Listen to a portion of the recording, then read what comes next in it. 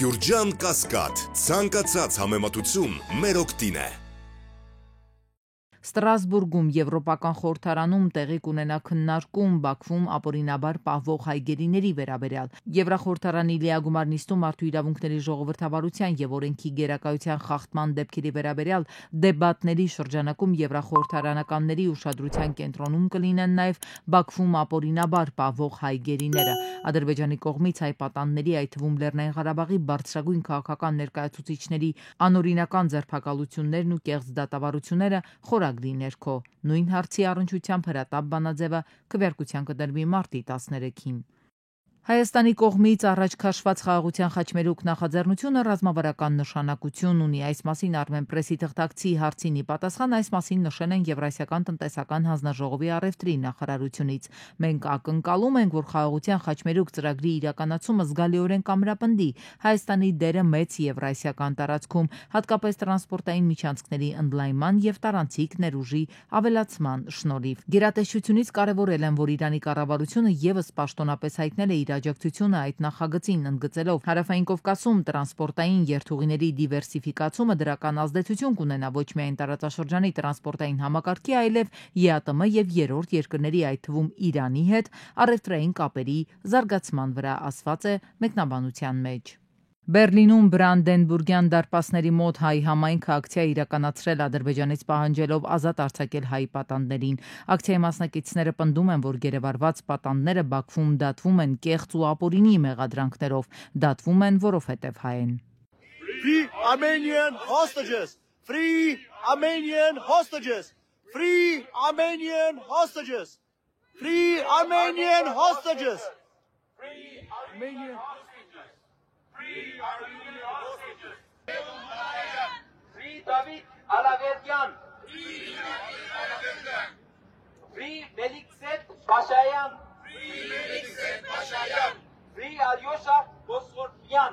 Free Alyosha Bosforyan! Free Vakif Hachaturian! Free Vakif Hachaturian! Free Gevorg Suyan!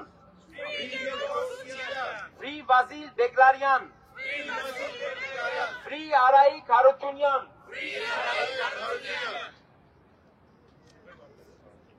Free Ruben Vardanyan! Free Ruben Vardanyan! Ի պատասխան համացանցում շրջանառվող լուրերի Հայաստանի արտգործնախարարությունից ասում են, Սիրիայում տուժած անձանց շրջանում Հայաստանի Հանրապետության քաղաքացիներ չկան։ Մեր արտաքին քաղաքական գերատեսչությունը հետևում է զարգացումներին։ Հալեպում Հայաստանի գլխավոր հյուպատոսը կապի մեջ է տեղական իշխանությունների եւ համայնքային կառույցների հետ, նշել է արտգործնախարարության խոսնակը։ Հնդկաստան այցելած արտգործնախարար Արարատ Միրզոյանը ելույթ է ունեցել համաշխարհային հարցերով հնդկական խորհրդում։ Նախ հայ-հնդկական պատմական հարաբերությունների, ներկա բարեկամության եւ գործակցության ուղիների մասին է խոսել Հայաստանի գլխավոր դիվանագետը։ Հետո անդրադարձել է մեր հիմնական խնդիրներին, պատմել տարածաշրջանում խաղաղություն հաստատելու հայկական փորձերի մասին։ Ցավոք Հայաստանն անմիջականորեն բախվել է այդպիսի մարտահրավերների, չնայած բոլոր դժվարություններին, անվտանգության սպառնալիքներին, Հայաստանը հետևողականորեն աշխատում է Հարավային Կովկասում կայուն խաղաղություն հաստատելու ուղղությամբ։ Մենք համոզված ենք, որ խաղաղությունն այլընտրանք չունի եւ միայն երկխոսության միջոցով ձեռք բերված համաձայնությունները կարող են բերել երկարատև կայունություն եւ տարածաշրջանային առաջընթաց։ Թերևս այս տեսլականը չէր կարող ավելի լավ սահմանվել, քան Մահատմա Գանդիի հայտնի ուղերձում. չկա ճանապարհ դեպի խաղաղություն, խաղաղությունն է ճանապարհը։ Նյու Դելիում կայացել է Հայաստանի արտգործնախարար Արարատ Միրզոյանի եւ Հնդկաստանի արտգործնախարար Սուբրամանյամ Ջայշանկարի առանձնազրույցը, որին հաջորդել է նախարարների ղեկավարած պատվիրակությունների ընդլայնված կազմով հանդիպումը։ Ըստ պաշտոնական հաղորդագրության նախարարների հանդիպման արդյունքներով ստորագրվել են մի շարք փաստաթղթեր։ Բաքվի եւ Երևանի միջև խաղաղության ճանապարհին բազմաթիվ խոչընդոտներ են առկա, այս մասին հայտարարել է Ջեյհուն Բայրամովը։ Դրանց թվում են Հայաստանի սահմանադրության մեջ պահպանվող տարածքային հավակնություններն ու Ադրբեջանի նկատմամբ աննախադեպ ռազմականացումը, աճող ռևանշիստական տրամադրությունները։ Թուրքիայի նախագահը կառավարության նիստից հետո ներկայացրել է քննարկված հարցերը։ Ռաջեփ Էրդողանը հիշեցրել է, որ Ադրբեջանի նախագահ Իլհամ Ալիևի հետ առցանց մասնակցել է Իգդիր Նախիջևան գազատարի բացմանը, նշել, որ գազատարն առնվազն 30 տարի գազ կապահովի Նախիջևանին։ Էրդողանը տեղեկացրել է, որ Ալիևի հետ հանդիպմանը խորհրդակցություններ են անցկացրել մի շարք կարևոր հարցերի շուրջ, այդ թվում Հայաստանի հետ խաղաղության բանակցությունների։ Թուրքիայի նախագահն անդրադարձել է նաև Սիրիայում իրավիճակին, նշել Անկարան դատապարտում է անարդարությունն ու ահաբեկությունը։ Նա ոչ մի վայրկյան չի թույլատրում ռազմական շնչառությունը, աշխարհը խառն է ու նա ամեն վայրկյան սպասում է հարմար պահին էսկալացիայի գնալու, ֆիքսում են մասնագետները։ Ագրեսիայի քարոզչա մեքենայի շարժիչն ամեն օր է աշխատում։ Ահա այսպես։ Ալիևը խոսքերը կամուն չի տալիս, միջանցքը Հայաստանով շատ շուտով կլինի։ CBC Ադրբեջան TV-ն է ասում, բայց միայն այստեղ չէ այս շունչը, նա լարել է բոլոր մանկլավիկներին, падգամավորներն են ստեպ սպառնալիքների մեջ լիս մտնում, խոստանալով վերացնել Հայաստանը։ Արմենիա может исчезнуть. Հայաստանը կվերանա քարտեզից, եթե չկատարի Ադրբեջանի պահանջները։ Հայաստանը ցուցադրաբար չի կատարում իր պարտականությունները։ Զուգընթաց ամերիկյան, իսրայելական, ադրբեջանական մամուլը հեղեղված են տեղեկություններով, որ Բաքուն Միացյալ Նահանգներից զենք է ակնկալում։ The Jerusalem Post-ը գրում է, թե ադրբեջանական կողմը ձգտում է, որ 907 հայտնի բանաձևի չեղարկմանը։ Այս բանաձևը արգելում է ամերիկյան կառավարության ռազմական օգնության տրամադրումը Ադրբեջանին։ Սա ադրբեջանցիների ցավն է դարձել։ Դիմում են հնարավոր բոլոր մեթոդներին հասնելու այդ չեզոքացմանը։ Ամերիկացիներին հիմա փորձում են համոզել, թե կմիանան իրենց ընդդեմ Իրանի, եթե զենք ստանան։ Վերջին շրջանում Ադրբեջանը ակնհայտորեն փորձում է կապեր հաստատել Միացյալ Նահանգների ներկայիս վարչակազմի հետ եւ գերազանցապես Իսրայելի եւ հրեական լոբինգի միջոցով Իքմետ Հաջիևն էր հանդիպումներ ունենում Իսրայելում, դրանից հետո նորից Ադրբեջանը պատվիրակություն ուղարկեց, Ադրբեջանի նախագահն է որոշ հրեական կազմակերպություններ ընդունել, փորձում են օգտագործել ամբողջությամբ իրանական խաղաքարտը, փորձելով իրենց այդպես դիրքավորել եւ այդտեղից է փչում քամին, նույնիսկ press release-ում գրել էր, որ մենք խոսել ենք Ամերիկայում համատեղ մեզ օգնեն աշխատեն։ Նա Ամերիկայի քրիստոնյա առաջնորդների կոնգրեսի ղեկավար Ջոն Մուրի հետ հանդիպմանն էր, բողոքել բամբասել Միացյալ Նահանգների նախկին վարչակազմից, հիշատակել 907 բանաձևը, ատամի տակ թերևս ունենալով գցնել ու հասնել չեղարկմանը։ Բաքվից մամուլի այս հաղորդագրությունը տարածեցին։ Նախագահ Իլհամ Ալիևը հայտարարել է, որ Բայդեն-Բլինքեն վարչակազմը կողմնակալ դիրքորոշում է ցուցաբերել Ադրբեջանի նկատմամբ, ինչը հանգեցրել է երկկողմ հարաբերությունների ճգնաժամի։ Երկրի ղեկավարը 907-րդ հոդվածի վերականգնումը որակել է որպես Բայդեն-Բլինքեն վարչակազմի ապերախտության արտահայտություն։ Իրանում էլ գիտեն այս մասին, փոխանցում է քաղաքագետը Իրանից։ Փույա Հուսենեին ասում է, ունեցած զենքի փողը Բաքուն կամ Հայաստանին կամ էլ Իրանի ուղղությամբ է ուղում։ Դա նոր բան չէ Թեհրանի համար։ Ադրբեջանի զենքի արսենալի լայնացումը ոչ միայն Հայաստանի դեմ, այլ Իրանի դեմ տարիներ շարունակ ինքը զենք է ստանում Իսրայելից, Թուրքիայից, նացիական Թուրքիա եւ նաեւ ինչ-որ չափով Ամերիկայից ինչ-որ քննիներ էստեղի Իրանի մեծնի բادرազմի մեջ եւ այլ կողմերը իր հետևից կան եւ Իրանին վնաս հասցրեն շատ հնարավոր է Իսրայելը դանի եւ օգտագործում են Ադրբեջանին Իրանի դեմ եւ լարվածությունը դարաշրջանում բարձեն բահում։ Բայց քաղաքագետը Իրանից պնդում է, Իրանին թույլատնելու խեղճացնելու հույսերը սին են։ Իրանը հիմա էլ հոբ համակարգը բարձր պատրաստության է պահում, ամեն օր սպասում դավադրության հարձակման։ Հոսեյնին ասում է, այստեղ էլ լավ գիտեն Բաքվի ախորժակը, Զանգեզուրի միջանց կոչվածն է։ Երախը բացած, խառնակ աշխարհում սպասում է պահին։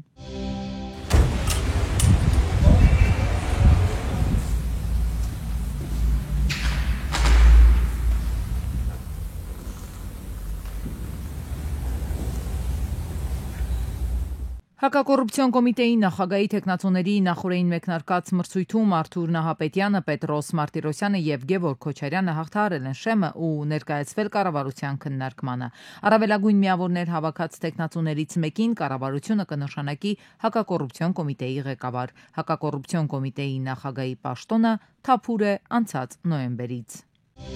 Ռուսաստանի ՀՕՊ համակարգերը մեկ գիշերվա ընթացքում Ռուսաստանի տարածքում 337 անօդաչու թռչող սարք են խոցել, հայտնել է Պաշտպանության նախարարությունը։ Սա Ուկրաինայի կողմից անօդաչու թռչող սարքերով ամենախոշոր հարձակումն է 2022-ի փետրվարի պատերազմի սկսելուց ի վեր։ Մոսկվայի բոլոր օդանավակայաններում օդանավերի ժամանման եւ մեկնման ժամանակավոր սահմանափակումներ են մտցվել։ Ռուսաստանի Դաշնության արտաքին գործերի նախարարության պաշտոնական ներկայացուցիչ Զախարովան այս հարձակումը կապել է ԵԱՀԿ գլխավոր քարտուղար Ֆերիդուն Սինիրլի-օղլուի Մոսկվա կատարած այցի հետ։ Պաշտոնյան պետք է բանակցություններ վարի Սերգեյ Լավրովի հետ։ Ուկրաինայի նախագահ Վլադիմիր Զելենսկին ժամանել է Սաուդյան Արաբիա, որտեղ նախատեսված են բանակցություններ Ուկրաինայի պաշտոնյաների եւ Միացյալ Նահանգների ներկայացուցիչների միջև, հայտնում են արևմտյան լրատվամիջոցները։ Սպասվող բանակցություններին ամերիկյան կողմից կմասնակցեն պետքարտուղար Մարկո Ռուբիոն, Սպիտակ տան ազգային հարցերի խորհրդական Մայք Ուոլցը եւ Սպիտակ տան այլ ներկայացուցիչներ։ Ռուսաստանի հետ պատերազմին վերջ դնելու որևէ գործարքի շրջանակներում Ուկրաինան ստիպված կլինի տարածքային զիջումների գնալ։ Այս մասին հայտնել է Մարկո Ռուբիոն։ Պետդեպարտամենտի ղեկավարը նաև ասել է, որ Ռուսաստանը նույնպես ստիպված կլինի դժվար որոշումներ կայացնել պատերազմը ավարտելու կամ գոնե կանգնեցնելու համար։ Ռուբիոն միևնույն ժամանակ հրաժարվել է խաղաղության հավանական ծրագիրը ներկայացնել։ Կարծում եմ երկու կողմերն էլ պետք է հասկանան, որ այս իրավիճակը ռազմական լուծում չունի, ռուսները չեն կարող գրավել ողջ Ուկրաինան եւ ակնհայտ է, որ Ուկրաինային շատ դժվար կլինի ցանկացած ողջամիտ ժամանակահատվածում ստիպել ռուսներին վերադառնալ 2014 թվականի դիրքերը։ Ամերիկայի էներգետիկայի նախարար Քրիս Ռայթը հայտարարել է, որ Դոնալդ Թրամփի վարչակազմը մտադիր է խստացնել իրանական նավթի դեմ պատժամիջոցները։ Վերջին անգամ, երբ Թրամփը նախագահ էր, իրանական նավթի արտահանումը իջավ նվազագույն մակարդակի։ Բայդենը չեղարկեց պատժամիջոցները, բայց դադարեցրեց դրանց կիրառումը, ինչը հարստացրեց Իրանին, ասել է Ռայթը Բլումբերգին տված հարցազրույցում։ 27 Եվս մի քանի կաթիլ ու արդեն պատրաստ կլինի հերթական առեղծվածային բույրը։ Հիմա այդտեսի սիրուն բան եք ստացի, գույնյոնը երևումա, կոկտեյլինը, հիմա լցում եք սարվակի մեջ, էսի սովետական ապարատ է, ինքը հատուկ խառնելու համար է։ Մինչև վերջի կաթիլը, այո, մինչև վերջի կաթիլը արդեն թանկարժեք դուխյա ձեզ ստեղծած դուխին է։ Պարֆյումերը ընտրված բաղադրիչներից բուրավետ նյութերից ստանում է ակորդներ, միջնարդյունքում օծանելիք։ Գևորգ Սիմոնյանի լաբորատորիայում քո ձեռքով կարող ես պատրաստել օծանելիքդ ու հենց տեղում վայելել դրա բույրը։ Մարդկանց գրավումը այն գաղափարը, որ ամեն մեկ ուզում է ունենալ իր բույրը, բոլորին, որ ինքը տարբերվի բոլորից։ Շատ հաճելի է բույր սարքել անհատական մարդկանց համար, իրանց անուն ազգանունով, անվանական դուխիներն են դա, ու այդ էմոցիան, էներգիան ես շատ լավ գիտեմ ինչ է լինում, ու այդ ուրախությունը տալիս է մարդկանց, իմ համար ամեն ինչ դա արժի։ Այստեղ կան բույրեր, որոնք ոգեշնչման արդյունք են, կան բույրեր, որոնք էքսպերիմենտ են, որոշներն էլ նպատակադրված աշխատանքի արգասիկ են։ Հենց այդպես է ստեղծվել նաև պարֆյումերի առաջին օծանելիքը։ Իմ առաջի օծանելիքը ստեղծել եմ 21 թվին, Ֆերրամոնը անունով 27 համարից դուխին է, ինքը շատ ուժեղ սիրվե ժողովրդի կողմից էր ու շատ մեծ համբավ ունեցավ, որտեվ ինքը հատուկ նյութեր եմ ավելացնում, որ հակառակ սեռի վրա ինքը ազդում է ու արդեն շատ ուժեղ տարածում ունի դա։ Հոգի, էներգիա ու մեծ սեր է փոխանցում բույրերի հայ վարպետը իր պատրաստած օծանելիքներով, որ երկար դաջվում է հիշողությանդ մեջ։ Նրա յուրահատուկ համադրությունները ոչ միայն ընդգծում են անհատականությունդ, այլև բարձրացնում ինքնավստահությունդ։ Երբ որ մոտ մարդ գալիս է, ես իրանց հետ շփվելով հասկանում եմ մարդուն ինչ առաջարկել, ինչ կարգի բույր, ու մեծամասնությունը ճիշտ ուղղությունը ցույց տալիս։ Բույրերի այս զարմանալի աշխարհում Գևորգը նախընտրում է բյուրեղացնել սեփական ոգեշնչումը, միևնույն ժամանակ չանտեսել հասարակության ընկալման առանձնահատկությունները։ Հիմա սրվակները մենք ընտրում ենք, ու դուք արդեն հոտառությամբ դիզ գաք որը ու սկսենք խառնել։ Ասում է, օծանելիքի սեռային տարբերակումը մարքեթինգային հնարք է, վաճառքը խթանելու նպատակով։ Մինչդեռ օծանելիքը չէ, որ պետք է կանացիություն ու տղամարդկություն ընդգծի։ Իմ եթերային յուղերն են, բաղկացած են սաղ ծաղիկներից, դուխիների մեջ կա 3 ակորդ, գլուխ, սիրտ եւ բազա։ Առաջ օտոր քաշում եք դա գլուխն է, սիրտը 10 րոպե զգում եք դա է, բազան է վերջի ստոյկությունը, որ հետո եք զգում։ Այդ ամենը խառնելով արդեն կարող եք ստանալ ձեր բույրը։ Ու հենց այդ բույրն էլ պարֆյումերներին ու գիտնականներին թույլ է տալիս որոշել մարդու բնավորությունը, արտահայտելով նրանց ուժեղ կամ նրբաճաշակ կողմերը։ Թե պետք է հասարակությունը մասնակցել է դատական օրենսգրքի փոփոխությունների մշակմանը, այնուամենայնիվ հասարակական սեկտորը արդյունքից դժգոհ է։ Սեղանին դրված նախագիծը խնդրահարույց դրույթներ ունի, պնդում են, իսկ դրա առանցքային փոփոխությունները նախ գործող էթիկայի եւ կարգապահական հարցերի հանձնաժողովի ու մի նոր խորհրդատվական մարմնի ձևավորման մասին են։ Վերջին դիրքորոշումները հենց այդպես խորհրդատվական կլինեն, բայց օրենսդրության զարգացման կենտրոնի տնօրենի խոսքով կունենան կարևոր նշանակություն։ Դատավորները այսօր հնարավորություն կունենան դիմելու խորհրդատվական հանձնաժողովին եւ ստանալու կոնկրետ առանձին դեպքերով եզրակացություններ այն մասին, թե այս կամ այն գործողությունը կամ այս կամ այն գործությունը իրենց կողմից արդյոք կարող է որակվել էթիկայի կամ կարգապահության խախտում։ Ըստ նախատեսվածի այս մարմինը պետք է ունենա ներառականության սկզբունքով ընտրված 5 անդամ, 3-ը դատական համակարգից, մյուս 2-ը քաղաքասարակությունից, իսկ գործող էթիկայի եւ կարգապահական հանձնաժողովի անդամների թիվը կավելանա 8-ից դառնալով 11։ Նրանց ընտրության հարցում, սակայն փոփոխություններ չեն նախատեսվում։ Ինչպես դատավոր, այնպես էլ ոչ դատավոր անդամների ընտրությունն իրականացնելու է դատավորների ընդհանուր ժողովը, ու հենց սա է առավելապես անհանգստացնում քաղաքասարակությանը։ Պետք է լինի հավասարակշռված կազմ հանձնաժողովի ներսում եւ այդ հավասարակշռումը ոչ միայն ենթադրում է դատավոր անդամների եւ ոչ դատավոր անդամների ներկայություն, այլ նաեւ դրանց ընտրության կարգի տարբերակում, այսինքն դատավոր անդամները բնականաբար պետք է ընտրվեն դատավորների կողմից, իսկ ոչ դատավոր անդամները ընտրությունը պետք է վերապահվի այլ անկախ մարմնի, դա կարող է լինել անկախ մասնագիտական հանձնաժողով, որոշ դեպքերում տեսնում ենք, որ նաեւ խորհրդարանը կարող է այդ ընտրությանը մասնակցել։ Մենք չափանիշները բերում ենք օրենքի մակարդակ, այսինքն թե որ քաղաքացիական հասարակության ինչպիսի ներկայացուցիչներ կարող են ներգրավել այստեղ, այսուհետ այդ չափանիշները սահմանված կլինեն օրենքով, սա լրացուցիչ մեկ երաշխիք է։ Նախագիծն ամեն դեպքում քայլ առաջ է, բայց ոչ խնդիրների լուծում, պնդում են քաղաքասարակության ներկայացուցիչները։ Կոնցեպտուալ բազմաթիվ խնդիրներ դեռևս շարունակում են չլուծված մնալ, այդ թվում կարգապահական վարույթների բողոքարկման մասով, այսպես դեռևս այդ բողոքարկման ընթացակարգը դեռևս չի ստեղծվել, մեր մոտ 1.5 տարի է Բարսագույն դատական խորհրդի կողմից հանձնաժողովներ ստեղծված չեն։ Կարծիքները դեռ կամփոփենք, թե որոնք նախագծում տեղ կգտնեն, չգիտեմ, նախարարության պաշտոնյան նշեց, իսկ հասարակական սեկտորը մի վերջին անգամ էլ առիթն օգտագործեց ընդգծելու, որ դատական իշխանության անկախության համար առանցքային կարևորություն ունեն իրենց առաջարկները, դա այն նվազագույնն է, որ անել է պետք։